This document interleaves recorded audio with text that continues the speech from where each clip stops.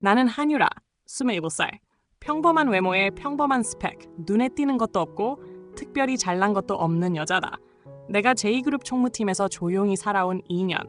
아무 일 없이 평범하게 흘러가던 그 일상이 그날 아침 한 통의 전화로 무너졌다.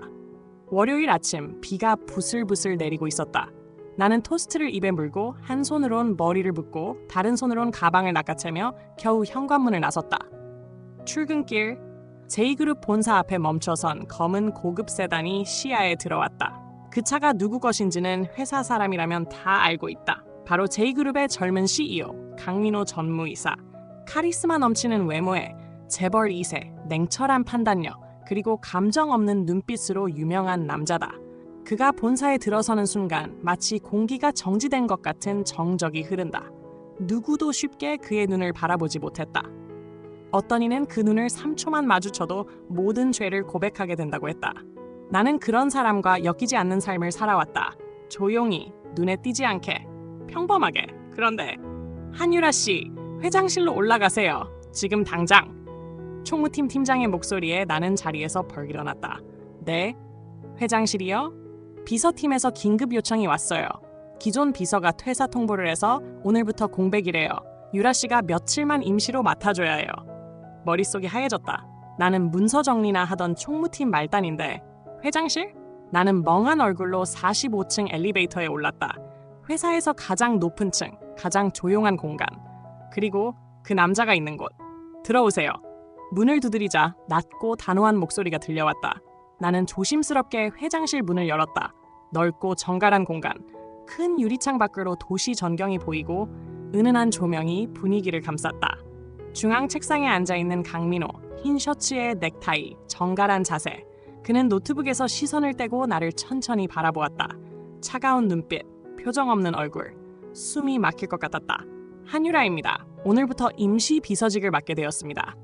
그는 아무 말 없이 나를 위아래로 스캔하듯 쳐다보더니 고개를 살짝 끄덕였다. 저 보고서 번역하세요. 오전 11시까지. 그가 내민 서류는 영어 보고서였다.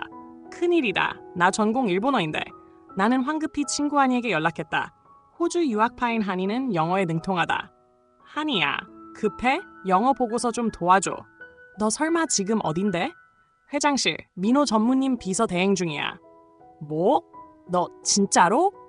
사정 설명할 틈도 없이 한이가 번역을 보내줬고 나는 빠르게 출력해서 회장실로 돌아갔다. 그는 조용히 보고서를 넘기며 읽었다. 한 장, 또 한 장, 그리고 한마디. 괜찮네요. 나는 그 말 한마디에 온몸에 긴장이 풀렸다. 살았다. 퇴근하려던 순간 그가 나를 불렀다. 비서한. 나는 멈춰서서 조심스럽게 돌아봤다. 내일 아침 7시 일산 갑니다. 운전기사 호출해두세요. 네? 아? 네. 첫날부터 출장이라니 나 이제 어떻게 하지? 나는 모르게 심장이 뛰는 걸 느꼈다. 그가 나를 본 그 눈빛이 단지 업무적인 것만은 아닌 것처럼 느껴졌기 때문이다. 다음 날 아직 해도 뜨지 않은 이른 아침. 나는 회색 정장을 입고 커피를 2잔 들고 회사 앞에 도착했다. 7시 정각. 블랙 세단이 부드럽게 주차장으로 들어왔고 문이 열렸다. 강민호가 내 쪽으로 걸어왔다. 일찍 왔네요. 그의 짧은 말에 나는 가볍게 고개를 숙였다. 출발하시기 전에 커피 한 잔 하시라고요. 전무님 건 설탕 없이요. 그는 나를 바라보며 커피를 받았다. 눈빛은 여전히 무표정했지만 순간 입꼬리가 아주 조금 올라간 걸 나는 분명히 봤다. 지금 웃은 거야? 차 안은 조용했다. 나는 옆자리에 앉아 노트북을 켜고 회의 자료를 정리했다. 창밖 풍경이 빠르게 지나가고 그 사이로 스치듯 그의 옆모습이 보였다. 하얀 셔츠깃 사이로 보이는 선명한 목선, 검은 머리카락 아래 날카로운 눈매. 그는 서류를 보다가 내 노트북 화면을 힐끗 보더니 말했다. 폰트는 너무 작네요. 수정하세요. 네. 긴장된 목소리로 대답하고 황급히 글자 크기를 키웠다. 하지만 그 다음 말은 뜻밖이었다. 노력하는 모습, 나쁘지 않아요. 나는 깜짝 놀라 그를 바라봤다. 그는 여전히 서류를 보고 있었다. 칭찬인가?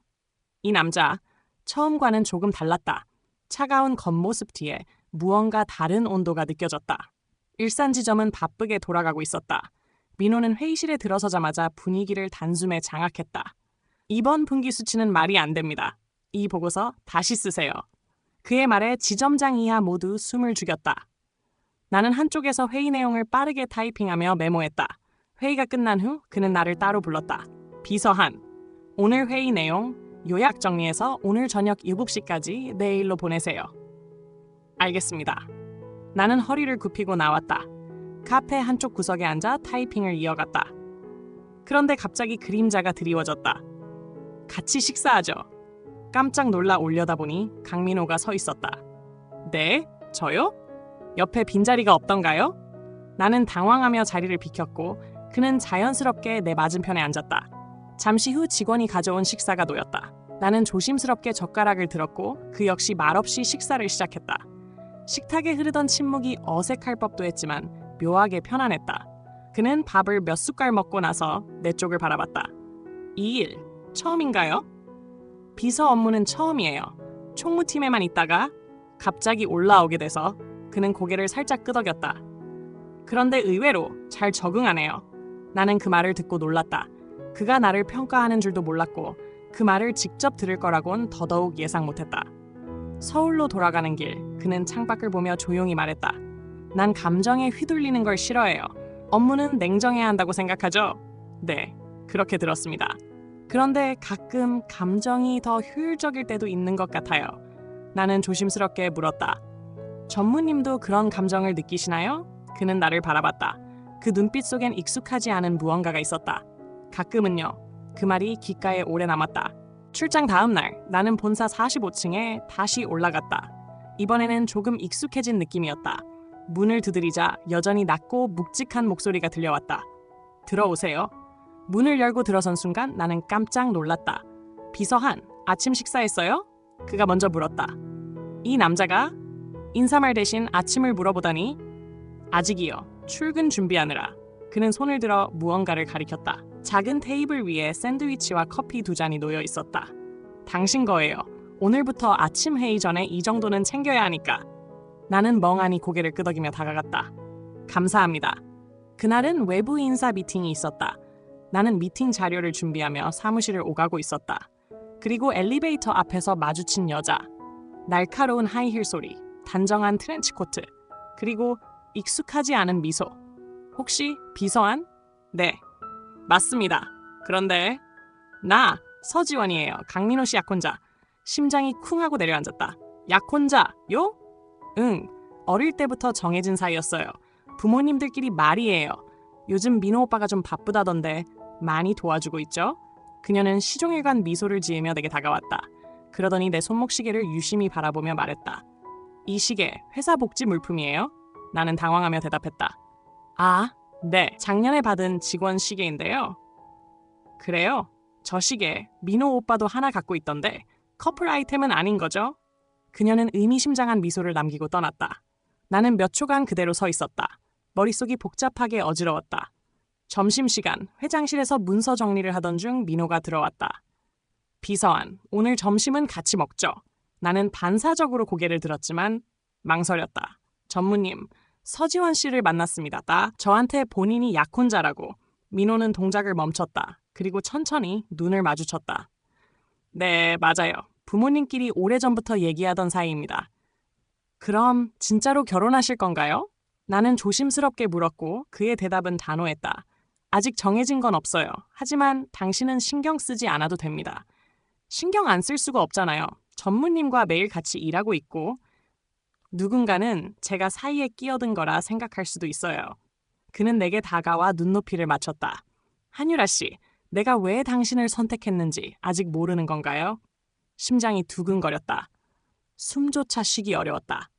전 아무것도 가진 게 없어요. 그런 당신이 내가 가진 것 중 가장 소중한 사람이니까. 그는 처음으로 망설이지 않고 말했다. 그 말은 내 안에 오랫동안 남아있던 두려움을 무너뜨렸다. 그날 밤 나는 사무실을 정리하며 조용히 창밖을 바라봤다. 서울의 야경, 수없이 반짝이는 불빛들. 그 불빛 사이로 이제는 나도 누군가의 시야 안에 있다는 걸 느꼈다. 하지만 그 눈이 언제까지 나만을 바라봐줄까? 며칠 뒤 사무실 복도에서 이상한 풍문이 돌기 시작했다. 들었어? 회장 약혼녀가 돌아왔대. 응, 런던에서 MBA 마치고 바로 귀국했다던데. 엄청 똑똑하고 예쁘대. 회장님이랑 오래된 사이래. 완전 정략 결혼이래도 둘이 잘 어울린다더라. 나는 복도 끝에서 그 이야기를 듣고 멈칫했다. 서지원, 그 이름이 다시 귀에 맴돌았다. 그녀는 그 후 매일처럼 회사에 들렀다. 때로는 회장실까지 직접 올라왔고 때로는 강민호와 함께 회의실에 들어가기도 했다. 어느 날 나는 우연히 회장실 문을 정리하다가 그 장면을 보았다. 지원이 민호의 어깨에 손을 얹으며 웃고 있었다. 민호는 웃지 않았지만 뿌리치지도 않았다. 나는 조용히 문을 닫았다. 그날 밤 나는 회사 근처 작은 호프집에서 혼자 맥주를 마셨다. 평소라면 한이를 불렀겠지만 지금은 말하고 싶지 않았다. 한 모금, 또 한 모금, 쓰디쓴 맥주가 목을 타고 내려가며 마음까지 쓰리게 했다. 나는 어디까지일까? 공식이 될 수 없는 존재? 감정은 있으되 이름 없는 자리? 다음 날 아침 내가 회장실에 들어서자 서지원이 먼저 앉아 있었다. 그녀는 나를 보고 부드럽게 미소 지었다. 비서한, 오늘도 고생이 많네요. 안녕하세요. 어제 회의 자료 잘 받았어요. 민호 오빠가 요즘 많이 의지하는 것 같던데요? 그녀는 천천히 다가와 내 귀에 속삭였다. 하지만 비서라는 자리는 늘 언제든 바뀔 수 있는 거 아시죠? 나는 미소를 지으려 했지만 입꼬리가 떨렸다. 서지원 씨, 비서든 약혼자든 중요한 건 전무님의 선택이겠죠. 그녀는 놀란 듯 눈을 깜빡였고 곧이어 천천히 박수를 쳤다. 정말 당돌하시네요. 그래서 흥미로운 거겠죠? 민호 오빠 입장에선. 그 순간 민호가 들어왔다. 그는 상황을 보며 물었다. 무슨 일 있습니까? 지원은 태연히 말했다. 아니에요. 비서한과 잠시 이야기 나누고 있었어요. 여자들끼리 소소하게. 나는 그를 바라봤다. 제발 지금이라도 내 편이 되어줘. 하지만 그는 아무 말도 하지 않았다. 그날 퇴근길 나는 비에 젖은 채 정류장에 서 있었다. 우산도 없이 핸드폰도 꺼져 있었다. 누군가 내 어깨에 우산을 씌웠다. 뭐 하는 거예요? 왜 이렇게 젖었어요? 강민호였다. 왜 아무 말도 안 하셨어요? 나는 그를 올려다봤다. 눈물과 빗물이 섞여 뺨을 타고 흘렀다. 제가 뭘 잘못했는지, 왜 제가 숨듯이 살아야 하는지, 왜 아무도 몰라줘야 하는지. 그는 말없이 나를 안았다. 미안합니다. 미안하단 말 이제는 듣기 싫어요. 조금만 더 믿어줘요. 내가 당신을 어떻게든 지킬 테니까. 그 말이 나를 다시 붙잡았다. 그러나 동시에 그 말이 지금은 아닐 수도 있다. 전제를 담고 있다는 걸 나는 느꼈다. 나는 다음 날 평소보다 2시간 일찍 출근했다. 회장실 책상에 사직서를 놓아두고 조용히 문을 닫았다. 가슴이 아프지 않다면 거짓말이다. 하지만 더 이상은 그 사람 뒤에 숨어있는 그림자로는 살고 싶지 않았다. 회사 로비에서 엘리베이터를 기다리고 있을 때 등 뒤에서 목소리가 들렸다. 비서한. 나는 돌아보지 않고 말했다. 오늘부터는 아니에요. 그 호칭. 무슨 뜻입니까? 사직서 놓고 왔습니다. 더 이상은 못하겠어요. 그가 다가왔다. 내 어깨를 붙잡고 말없이 나를 바라봤다. 나는 담담히 말했다. 전무님은 절 지키고 싶다고 하셨죠? 그럼 왜 아무것도 하지 않으셨어요? 그건 말 안 하면 아무도 몰라요. 저한테는 그 침묵이 제일 아팠어요. 나는 고개를 돌리고 엘리베이터에 탔다. 그문이 천천히 닫히는 순간 민호의 손이 문을 막았다. 지금 그냥 가버릴 겁니까? 그래야 전무님도 편하시잖아요. 그렇지 않아요. 그럼 왜 계속 서지원 씨를 옆에 두셨어요? 그는 몇 초간 아무 말도 하지 못했다. 그리고 낮게 중얼거렸다. 나는 아직도 두려워요. 내 감정을 말로 내뱉는 순간 당신까지 위험해질까 봐. 그 말에 나는 눈물이 차올랐다. 그가 무서워했던 건 자신이 아니라 나였다. 그게 진심이라면 이제라도 증명해보세요.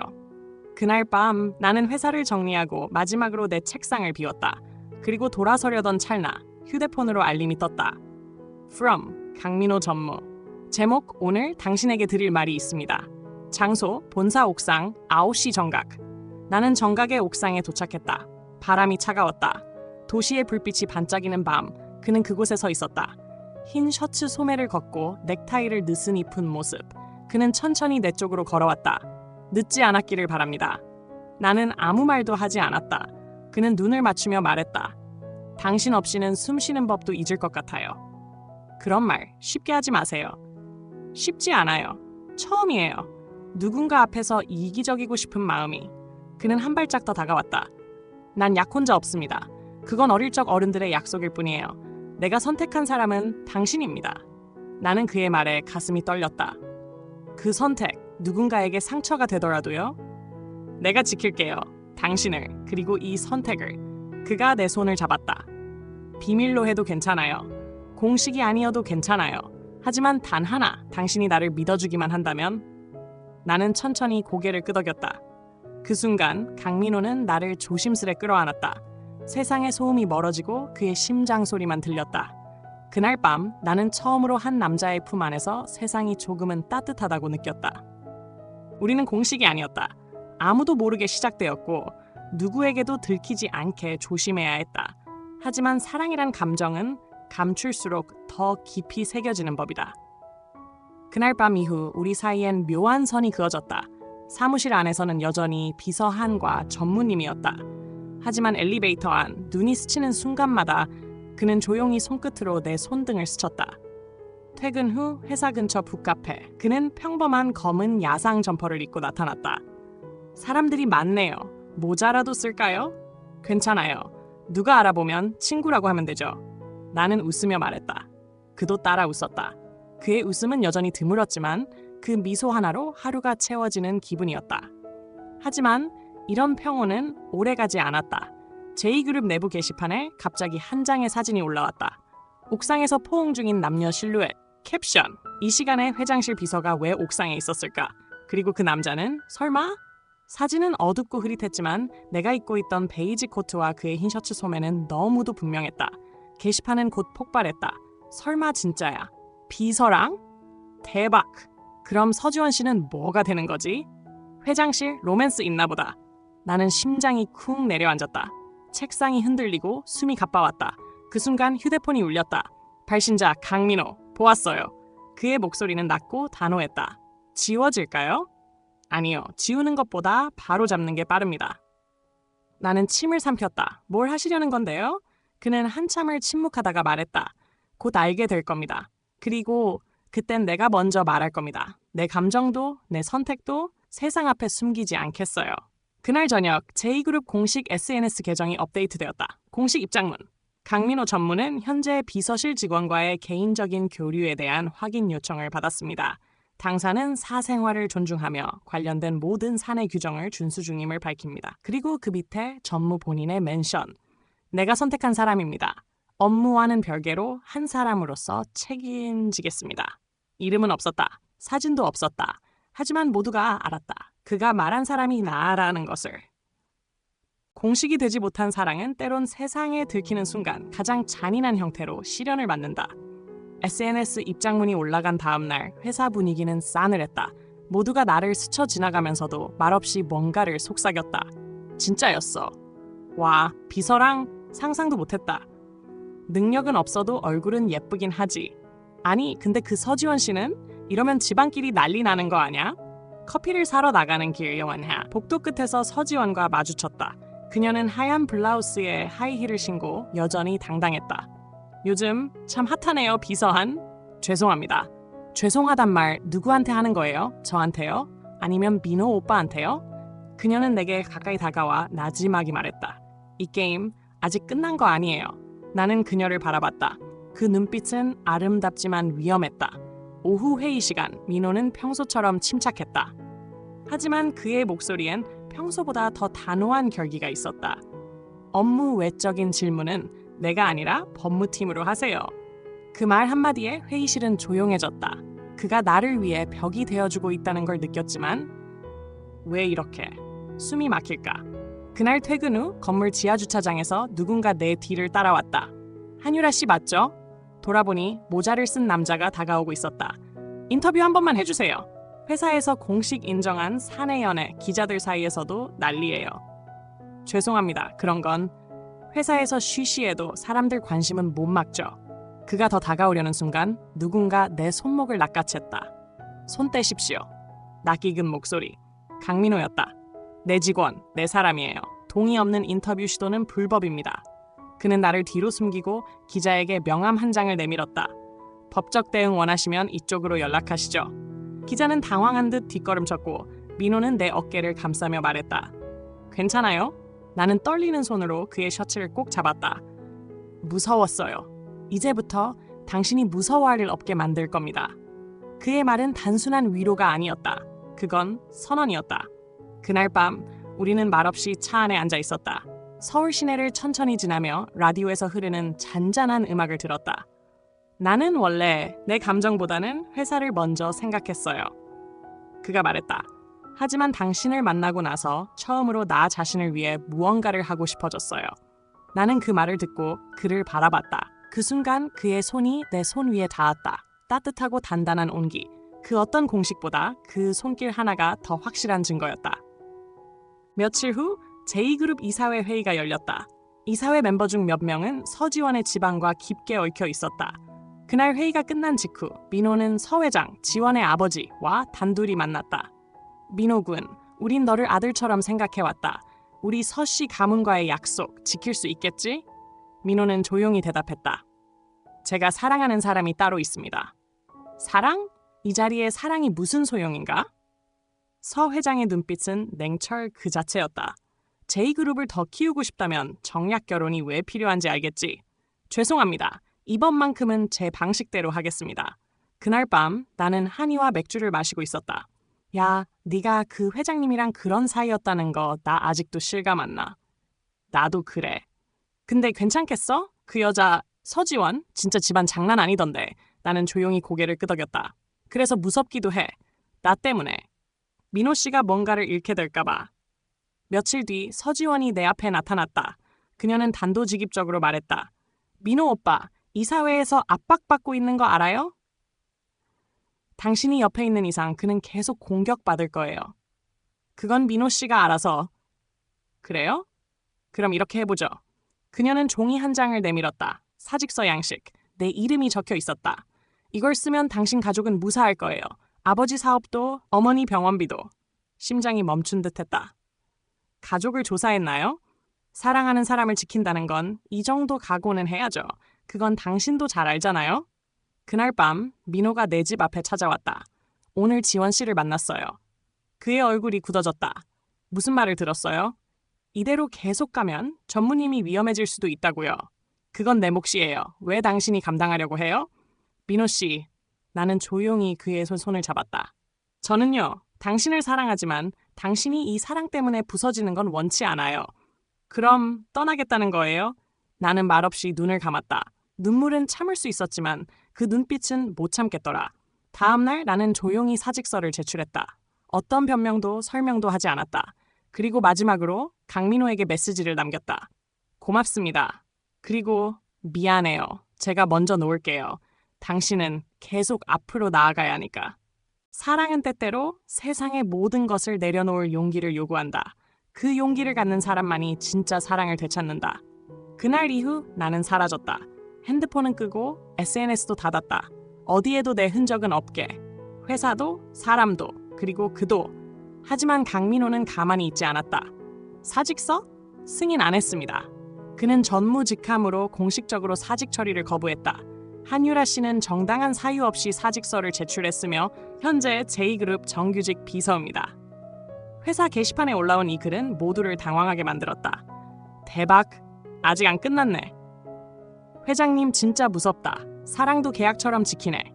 그리고 그 다음날 더 큰 일이 터졌다. 제2그룹 이사회 회의에서 강민호는 모든 임원 앞에서 말했다.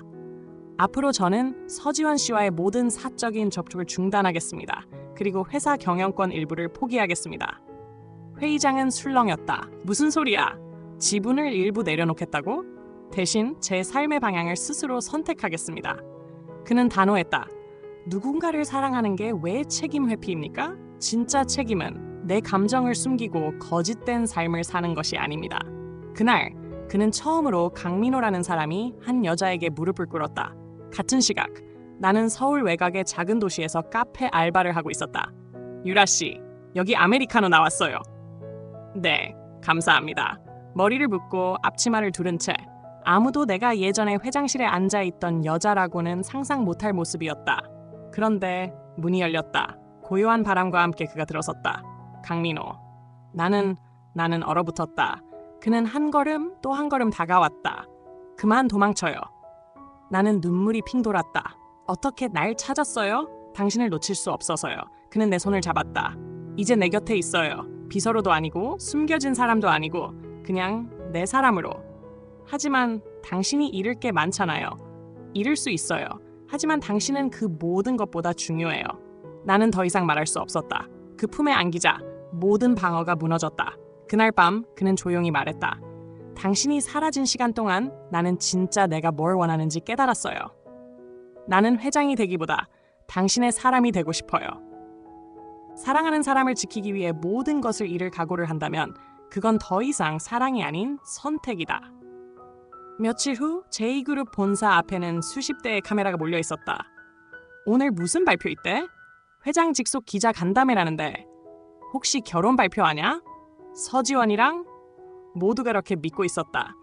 그런데 무대에 올라온 사람은 단 한 명, 강민호. 그는 검은 정장에 흰 셔츠만 입고 있었다. 뒤에 누구도 서 있지 않았다. 서지원도, 이사진도, 가족도. 그는 마이크를 잡고 천천히 입을 열었다.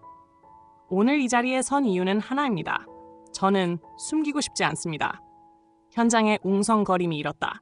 몇 주 전부터 논란이 된 비서실 직원과의 관계에 대해 말씀드리겠습니다. 기자들의 카메라 플래시가 터졌다.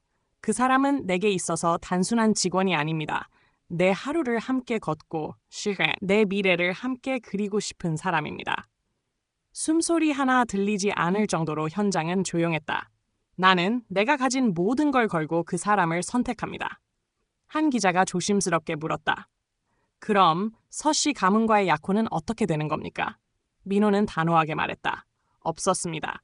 단 한 번도 제 의사로 맺은 관계가 아니었고 지금도 그럴 생각 없습니다. 또 다른 기자가 물었다. 이 선택으로 인해 회사에 손해가 생긴다면 책임지실 건가요? 네, 그 모든 책임은 제가 지겠습니다. 하지만 제가 말하고 싶은 건 진짜 손해는 사랑하는 사람을 놓치는 겁니다. 그 순간 뒤편 문이 열리고 누군가 나타났다. 한유라. 평범한 원피스를 입고 머리는 질끈 묶었지만 그 눈빛은 흔들리지 않았다. 그녀는 천천히 무대 위로 올라왔다. 민호는 그녀를 바라보며 말했다. 내가 이 사람을 선택했다는 걸 세상에 말하는데 29년이 걸렸어요. 하지만 후회하지 않습니다. 그녀는 눈물이 고인 눈으로 그를 바라봤다. 그리고 고개를 끄덕였다. 그는 조심스럽게 그녀의 손을 잡고 공식적으로 선언했다. 이제는 내 옆에 당당히 있어줘요.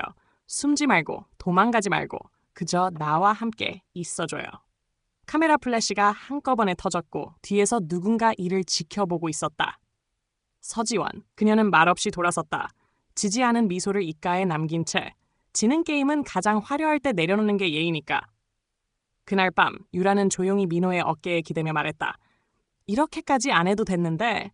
그는 그녀를 바라보며 웃었다. 아니, 난 당신 하나면 돼. 공개된 사랑은 더 이상 숨을 필요는 없지만 대신 더 많은 공격을 감당해야 했다. 세상은 축복보다 의심을 먼저 던졌다. 사랑을 선택한 대가치고는 세상이 참 조용했다. 공식 기자회견 이후 며칠간은 평화로웠다. 복귀한 나는 예전처럼 회장실로 올라갔다. 하지만 이제는 단순한 비서 한유라가 아니었다. 아, 여기 앉으세요. 민호 전무님 지금 곧 나오십니다. 임원들이 내게 경어를 쓰기 시작했고 일부 직원들은 나를 스쳐 지나갈 때 눈빛을 피하거나 괜히 어색한 인사를 건넸다. 나는 그 시선을 무시하고 자리로 향했다. 민호는 여전히 변하지 않았다. 일에 있어서는 누구보다 냉정했고 결정 하나도 흔들림 없었다. 하지만 사무실 문이 닫히고 우리 둘만 남는 순간 그는 고요하게 미소 지었다. 오늘은 점심 뭐 먹을까요? 회사 안에서 먹어요. 아직 눈치 보는 사람 많잖아요. 그래서요? 우리가 뭐 잘못했습니까? 그 말이 이상하게 가슴을 찌릿하게 만들었다. 그래, 우리는 아무 잘못도 하지 않았는데 왜 자꾸 눈치를 보게 될까? 그러던 어느 날 홍보팀에서 메일이 왔다. 제목, 사내 익명 설문 결과 공유. 내용, 한유라 비서의 회장실 지속 근무 관련 내부 갈등 보고. 그 안엔 설문 응답이 적나라하게 적혀 있었다. 한유라 비서는 이제 공식 연인인데 계속 비서직에 있는 건 부적절함. 내부 정보 유출 가능성 우려됨. 공정한 인사 기준에 어긋난다. 다른 직원들 사기 저하 발생. 나는 메일을 보며 손끝이 차가워지는 걸 느꼈다. 이게 세상이 말하는 공개 연애의 현실인가? 민호는 곧바로 인사팀과 회의를 열었다. 누구든 문제 있으면 제게 말하세요. 한유라 비서는 내 개인적 감정 이전에 업무 능력으로 충분히 자격 있습니다. 하지만 한 이사는 조심스레 물었다. 그래도 지금처럼 비서직을 유지하는 건 부담스럽지 않겠습니까? 민호는 나를 바라봤다. 나는 조용히 고개를 끄덕였다. 맞아요. 저도 그 부분 고민했어요. 회의장 안이 조용해졌다. 나는 입을 열었다. 전무님의 연인이 되었다고 해서 일의 기준에서 벗어나고 싶지 않아요. 그러니까 부서 이동을 신청하겠습니다. 민호의 눈빛이 순간 흔들렸다. 유라 씨? 저는 이 회사에서 그저 당신의 연인이 아닌 당당한 한 사람이고 싶어요. 며칠 후 나는 전략기획팀으로 인사이동을 했다. 이제 회장실이 아닌 17층, 책상이 더 작고 창밖은 건물 벽이었지만 이상하게도 숨이 더 편했다. 하지만 그 평온함은 오래가지 않았다. 회의실로 들어서던 순간 새로 부임한 외부 고문이 등장했다. 그는 날 보자마자 말했다. 강민호 전무의 연인이 여기 있었군요. 모두가 숨을 삼켰다. 그의 이름은 백도준. 서지원과 같은 대학, 같은 라인을 탄 야망가이자 매우 위험한 인물이었다. 그리고 그가 제2그룹에 들어온 목적은 단순한 고문 이상의 것이었다. 전략기획팀, 의외네요. 그쪽이 전략을 짜는 건 좀 무리가 아닐까요?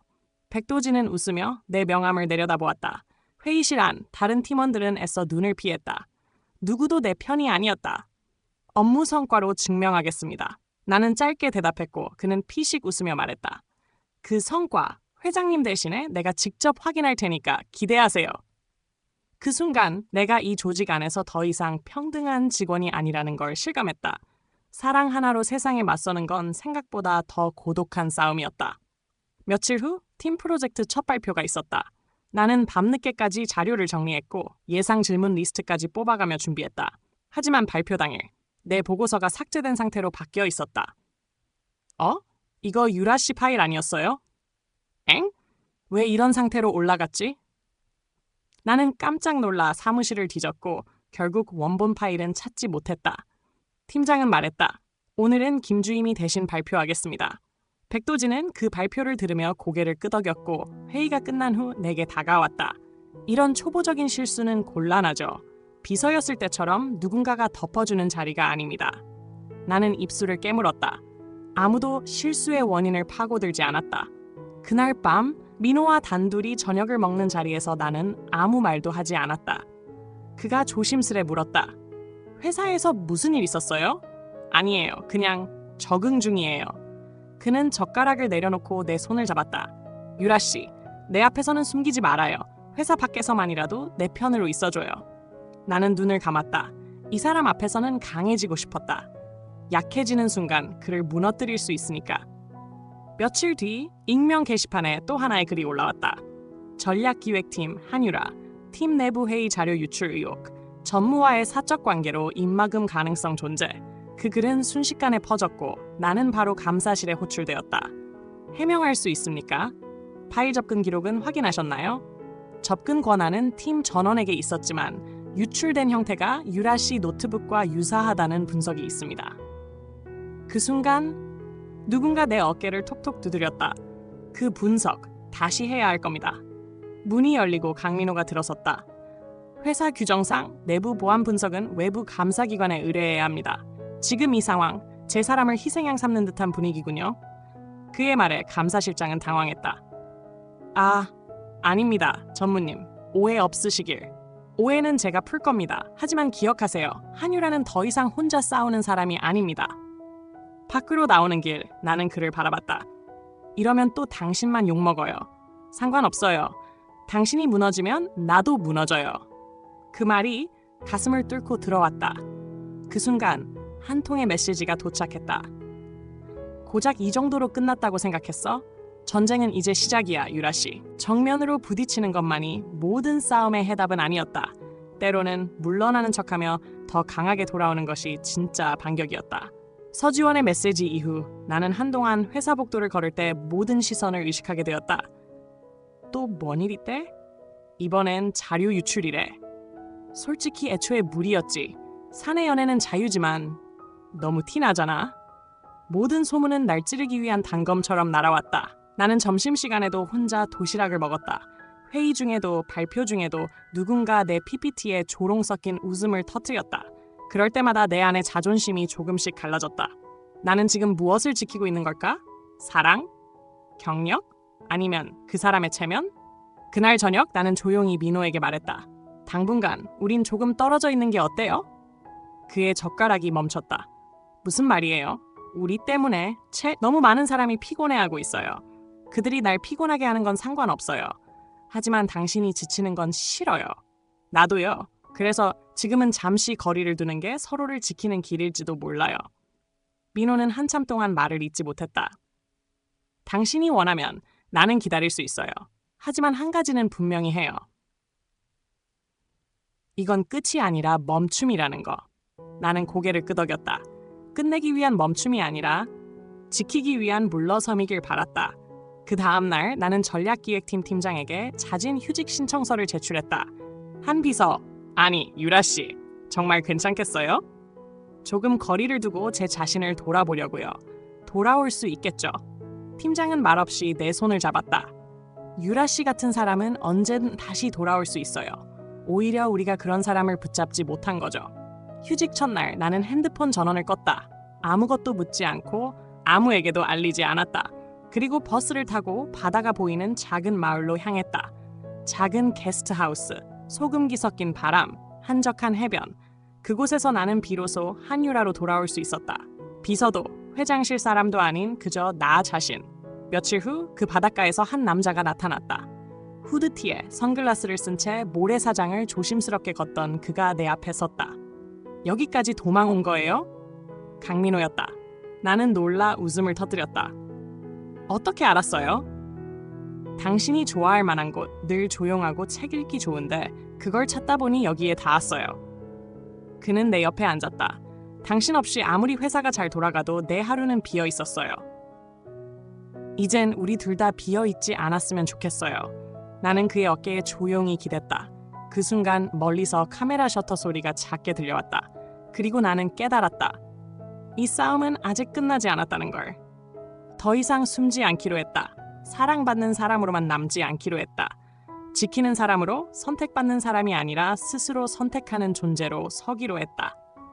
그날 바닷가에서 들린 카메라 셔터 소리. 나는 돌아봤다. 모래 위에서 선글라스를 쓴 남성이 멀리서 우리를 찍고 있었다. 민호는 바로 뛰어가 그의 카메라를 뺏었다. 누구십니까? 프리랜서 기자입니다. 요즘 두 분 이야기 기사 많이 나오길래 우연히 이곳에서 마주쳤네요. 우연이 아니라면 누가 시켰습니까? 기자는 말을 흐렸다. 기획사 쪽에서 이야기 좀 만들어달라고 해서요. 이번엔 유라 씨의 부도덕한 가족사로 쓰려고 했습니다. 내 손이 떨렸다. 가족까지. 그때 민호가 조용히 말했다. 사진 파일 전부 삭제하세요. 그리고 법무팀에서 곧 연락드릴 겁니다. 서울에 돌아오자마자 신문 헤드라인이 떴다. 강민호의 여자, 과연 회장실에 어울리는 인물인가? 부친의 파산 기록, 모친의 병원 채무, 연인으로서의 자격, 도덕적 논란, 불가피 그 아래 내 얼굴과 민호와 함께 있는 장면이 흐릿하게 처리되어 실려 있었다. 민호는 신문을 펼쳐본 후 바로 이사회를 소집했다. 이 기사 누가 흘렸는지 조사 중입니다. 누구든 내부 정보 유출이 드러나면 형사 고발하겠습니다. 이사회 일부는 당황했고 몇몇은 조용히 고개를 돌렸다. 하지만 그 순간 서지원이 나타났다. 그녀는 회의실 문을 열고 당당히 입장했다. 필요하다면 제가 증인으로 나서겠습니다. 모두가 그녀를 바라봤다. 강민호 전무는 개인의 감정을 사내 인사에 이용하고 있습니다. 회사의 이미지도 훼손되고 있죠. 민호는 웃음기 없는 얼굴로 말했다. 서지원 씨, 이건 질투입니까? 아니면 끝까지 권력을 잡으려는 집착입니까? 그 말 후회할 겁니다. 후회는 당신이 하게 될 겁니다. 그리고 그 전에 내 사람이 어떤 사람인지 직접 보여드리죠. 그날 밤 나는 민호의 책상 앞에 앉아 오랜만에 노트북을 폈다. 그는 내게 말했다. 도망치지 않을 거죠? 아니요. 이번엔 싸울 거예요. 어떻게요? 나는 이메일 한 통을 열었다. 투 언론사 대표 기자 외 다수. Subject, 당신들이 놓친 이야기. 그 안에는 내가 쓴 글이 있었다. 나는 재벌과 사랑에 빠졌다. 하지만 그 이전에 나는 한 사람의 직장인이었고 한 사람의 딸이었고 내 이름을 가지고 살아온 사람이었다. 당신들은 나의 과거를 팔지만 나는 그 과거로 앞으로 나아갈 용기를 가진다. 다음 날 그 기고문은 수많은 포털 메인을 장식했다. 댓글은 갈렸다. 이 여자 멋있다. 왜 연애했다고 욕먹어야 함? 솔직한 글이다. 인간적이네. 지금까지의 언론 보도는 너무 한쪽 치우쳐 있었다. 그리고 그날 오후 서지원이 회사를 떠났다. 민호는 나를 바라보며 천천히 물었다. 이제 우리 다시 시작할까요? 나는 고개를 끄덕였다. 하지만 이번엔 숨지 않고. 사랑을 지키는데 성공했을 때 세상은 박수를 치지 않았다. 대신 이제 증명해보라며 더 가파른 언덕을 내밀었다. 서지원이 회사를 떠난 후 J그룹 내부는 묘하게 정리되었다. 이사회는 조용해졌고 내부 직원들의 시선도 서서히 누그러졌다. 하지만 민호는 알았다. 지금이 제일 조심해야 할 때예요. 겉으론 잠잠하지만 진짜 파도는 뒤에서 움직이니까. 나는 고개를 끄덕였다. 그래서 우리도 준비해야죠. 이젠 감정이 아니라 실력으로 설득할 시간이에요. 그는 그날 회사 핵심 임원과 비공식 전략 회의를 열었다. 다들 아시겠지만 지금 우리 기업 이미지가 흔들리고 있습니다. 하지만 그 위기는 동시에 기회이기도 하죠. 한 이사가 물었다. 그걸 어떻게 반전시키실 겁니까? 민호는 프레젠테이션을 띄웠다. 그 화면 위에는 JA Next Vision 5.0이라는 제목이 떠 있었다. 10년 후의 JA를 먼저 설계하고 그 미래를 지금부터 시장에 보여주겠습니다. 그 자리에서 민호는 미래지향형 프로젝트를 제안했고 직원 주도형 혁신 팀을 만들었다. 그리고 놀랍게도 그 팀장으로 나, 한유라를 직접 임명했다. 전 제가 감당할 수 있을까요? 그날 밤 나는 민호에게 조심스럽게 물었다. 그는 나를 바라보며 고개를 저었다. 당신이라서 시켰어요. 비서였을 때의 당신이 아니라 지금의 당신을 믿으니까. 그래도 사람들은 아직... 그래서 더 보여줘야죠. 당신이 이름 없이도 인정받을 수 있는 사람이라는 걸. TF팀 첫 회의 날 나는 말끔한 셔츠를 입고 회의실에 들어섰다. 이미 실력 팔아불리는 직원 8명이 앉아 있었고 그들의 눈빛은 날 관찰하고 있었다. 한유라 팀장님, 맞으시죠? 누군가 의심 어린 눈으로 물었다. 나는 자연스럽게 웃었다. 네, 명찰 달고 다녀야겠네요. 작은 농담에 몇몇이 웃었고 나는 그 틈을 놓치지 않고 말했다. 저에 대한 선입견 없을 순 없다는 거 알아요. 그렇지만 결과는 선입견을 무너뜨리는 가장 빠른 도구라고 믿습니다. 함께 증명해보죠. 이후 몇 주 동안 나는 그 누구보다 먼저 출근했고 가장 늦게 퇴근했다. 시장 조사, 유저 인터뷰, 심야 전략 회의, 피드백 정리, 모든 걸 스스로 해냈다. 그리고 5주 후 중간 발표 날. 이 정도 퀄리티면 솔직히 예상 이상입니다. 홍보이사가 말했다. 또 다른 임원도 고개를 끄덕였다. 한유라 팀장, 다시 보게 되네요. 그 순간 내 손끝이 살짝 떨렸다. 기쁨이 아니라 해냈다는 안도감 때문이었다. 그날 밤 민호와 둘이서 조용히 공원 벤치에 앉아 있었다. 수고했어요. 그의 말 한마디에 나는 눈물을 참았다. 나 이제 조금은 당당해도 되겠죠? 그는 조용히 내 손을 잡았다. 지금의 당신은 당당함 이상이에요. 당신은 이제 누구도 함부로 평가할 수 없는 이름이에요. 세상은 단 한 번의 실력으로 모든 것을 인정하지 않는다. 진짜 승부는 인정을 얻은 후에 시작된다. 중간 발표 이후 전략혁신 TF팀은 본사 내에서 핫한 팀이 되었다. 회의실을 나서면 다른 부서 사람들이 수군거렸다. 한유라 팀장 진짜 일 잘하더라. 솔직히 비서 출신이라고 무시했는데 괜찮네. 민호 전무가 괜히 믿은 게 아니었어. 칭찬은 고마웠지만 동시에 부담이기도 했다. 왜냐하면 모든 시선이 여전히 나가 아닌 민호의 여자로부터 시작됐기 때문이다. 어느 날 오후 이사회 긴급 안건이 전달되었다. 긴급 공지, 대표이사 대행 선임 논의. 현재 회장의 해외 치료로 인해 강민호 전무가 CEO 직무대행을 맡을 수 있다는 소문이 돌고 있습니다. 이사회에선 중립성과 투명성을 확보하기 위해 내부 추천 후보군을 다시 수렴할 예정입니다. 민호는 그 문서를 보며 차갑게 웃었다. 결국 움직이기 시작했군요. 나는 조심스럽게 물었다. 당신을 견제하려는 거예요? 나만이 아니에요. 이사회는 항상 우리가 통제할 수 있는 사람을 원하죠. 그럼 당신은 통제되지 않는 사람인 거예요? 그는 나를 바라보며 말했다. 나는 이제 내 감정도 내 사람도 회사 눈치 안 보고 선택할 사람이에요. 그게 두려운 거죠. 며칠 후 놀라운 일이 벌어졌다. 이사회 회의록에 새로운 CEO 대행 후보 이름이 올라왔는데 그중 하나가 한유라 팀장이었다. 나는 믿을 수 없었다. 이게 무슨 농담이에요? 민호는 분노에 찬 눈빛으로 회의록을 내려쳤다. 누가 이런 장난을? 하지만 몇몇 이사는 침묵한 채 고개를 숙였다. 한 이사가 말했다. 이건 장난이 아닙니다. 실제로 TF를 성공적으로 이끈 내부 인물로서 후보군에 오를 자격이 있다고 판단한 겁니다. 그건 이용할 가치가 있다는 말 아닌가요? 내가 조용히 입을 열었다. 제가 오르면 전무님은 빠지게 될 거고 그 자리에 제가 있으면 당신을 견제하기 쉬워지겠죠. 회의장은 정적에 휩싸였다. 그날 밤 나는 혼자 사무실에 남아 빈 문서를 바라봤다. CEO 대행 수락 여부 회신서. 그 서류 위에 내 이름이 인쇄되어 있었다. 단 한 번이라도 이름으로 싸워보겠냐는 유혹이었다. 단 한 번이라도 누군가의 뒤가 아닌 내 두 발로 중심에 서볼 기회였다. 그때 문이 열렸다. 민호였다.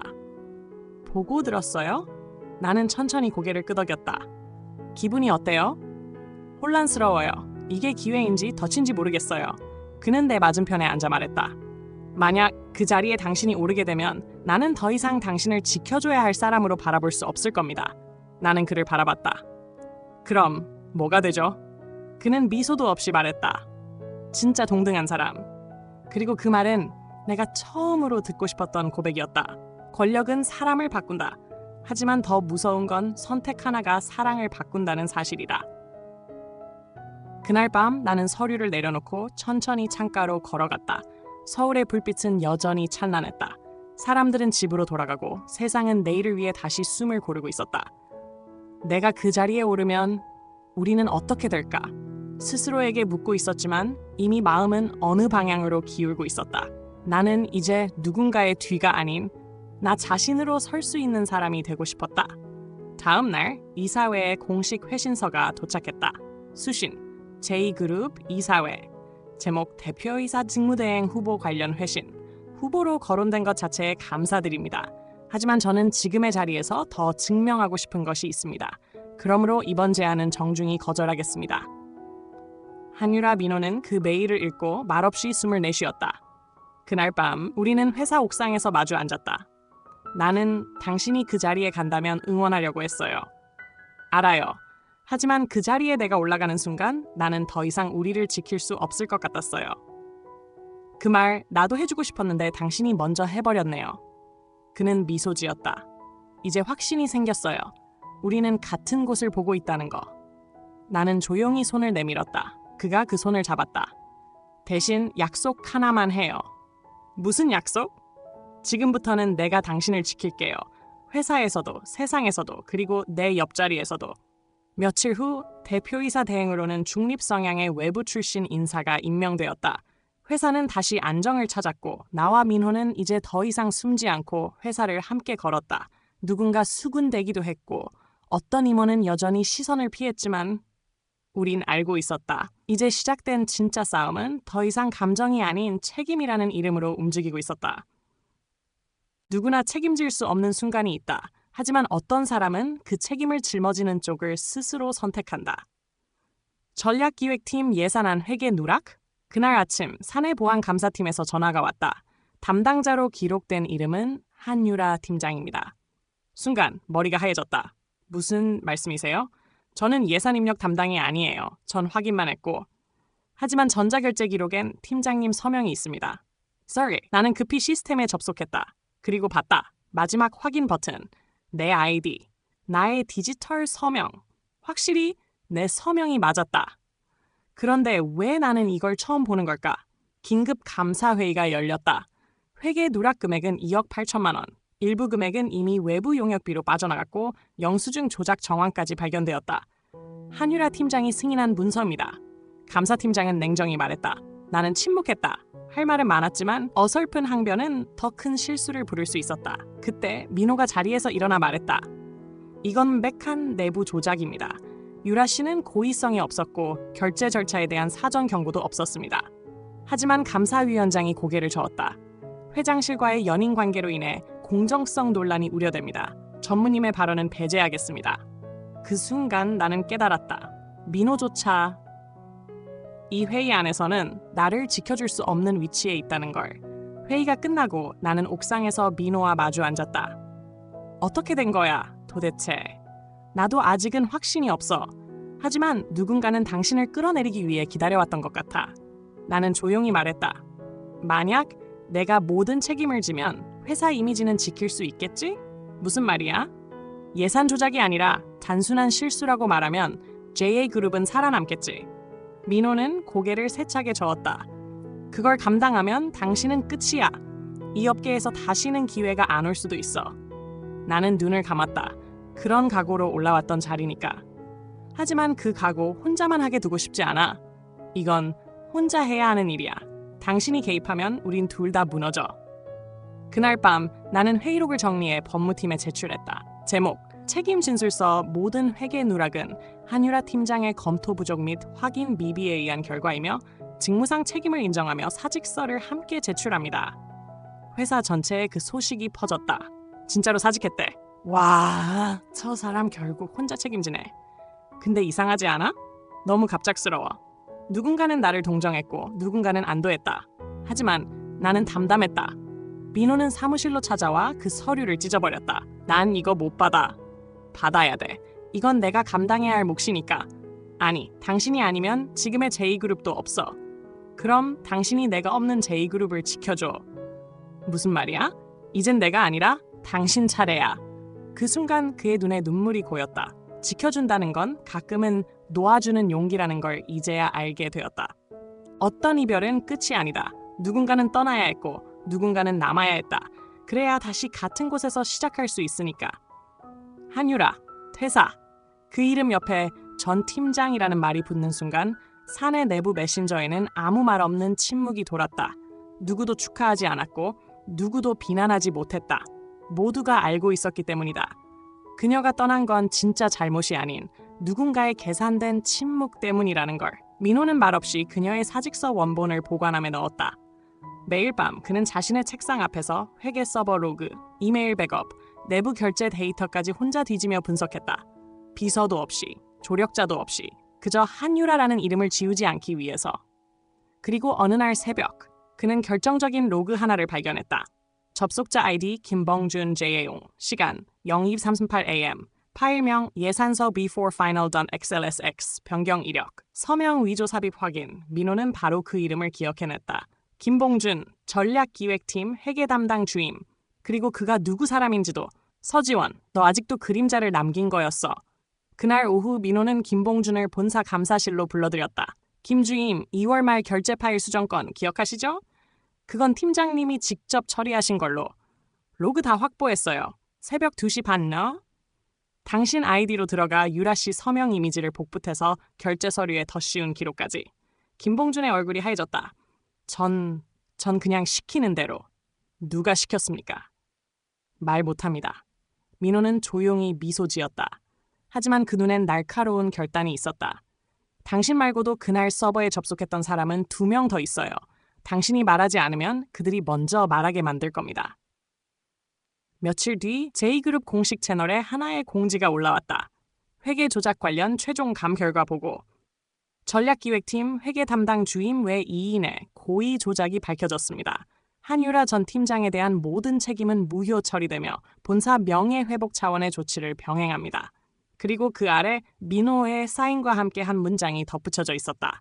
진실은 늦게 도착해도 반드시 도착한다. 명예는 되찾을 수 있었다. 하지만 마음은 다시 열 수 있을까? 한유라. 그 이름이 다시 제이그룹 내부 메신저에 떴다. 공지. 한유라 전 팀장 명예회복 및 내부 조치 보고. 사직 철회 권유, 원 직급 및 프로젝트 복귀 제안, 공식 사과문 게재. 하지만 그녀는 아무 말이 없었다. 민호는 직접 찾아갔다. 서울 북쪽 끝 작은 서점 카페. 그녀가 한때 꿈꾸던 공간에서 유라는 조용히 책을 정리하고 있었다. 이제는 당신 이름을 지켜냈어요. 그 말에 유라는 천천히 고개를 들었다. 고마워요. 하지만 그 이름 다시 입을 수 있을진 모르겠어요. 왜요? 회사도 사람도 모든 게 너무 빨랐어요. 근데 나는 아직 멈춰 있어요. 그는 그녀 앞에 앉았다. 그래도 나는 기다릴 수 있어요. 당신이 준비되면 그때 다시 함께 걸어요. 정말 그렇게 해도 돼요? 이번엔 당신이 먼저 선택하세요. 내가 아닌 당신의 속도로. 그날 밤 한유라는 혼자 서점을 닫고 문을 잠갔다. 그리고 조용히 노트북을 열어 새 문서를 하나 만들었다. 제목, J그룹 브랜드 윤리 및 조직 문화 혁신안 초안. 나는 돌아가려는 게 아니다. 나는 앞으로 가려는 거다. 그리고 그 길 끝에 또 그 사람이 있기를 바란다. 그는 이제 손을 잡지 않는다. 대신 같은 걸음으로 나란히 걷는다. 그것이 진짜 사랑이다. J그룹 30주년 기념 기자간담회. 수많은 언론과 업계 인사들이 모인 가운데 전략혁신 프로젝트 최종 성과 발표가 시작되었다. 무대에는 익숙한 얼굴이 올랐다. 한유라. 정갈한 블랙 슈트, 단단한 눈빛, 그리고 단호한 목소리. 오늘 제가 발표할 내용은 단순한 보고서가 아닙니다. 이 조직의 질문을 던지는 문화에 대한 이야기입니다. 카메라 셔터가 터졌고 그녀는 흔들림 없이 말했다. 제가 사라졌던 시간은 나를 잃기 위해서가 아니라 나를 다시 세우기 위한 시간이었습니다. 발표가 끝나고 박수가 이어졌다. 그때 사회자가 말했다. 이번 프로젝트의 고문이자 조직 개편안을 실현시킨 강민호 전무님도 함께 자리해 주셨습니다. 민호는 무대 위로 올라왔다. 기자들이 일제히 물었다. 두 분은 여전히 사적인 관계인가요? 함께 일하는 게 불편하지 않나요? 이번 프로젝트가 연인 프레임에 이용된 건 아닌가요? 그 질문들 사이에서 민호는 잠시 마이크를 잡지 않았다. 그저 유라를 바라봤다. 그녀는 고개를 끄덕였다. 그리고 그는 마이크를 들고 말했다. 사랑하는 사람과 함께 일한다는 건 편견이 아닌 가장 강력한 시너지라는 걸 우리는 증명해 보였습니다. 한유라는 내 연인이기 이전에 내 동료이고 이 회사를 함께 세운 파트너입니다. 현장은 조용해졌고 어떤 기자도 더 이상 물을 수 없었다. 그 순간 유라가 덧붙였다. 이제는 숨기지 않겠습니다.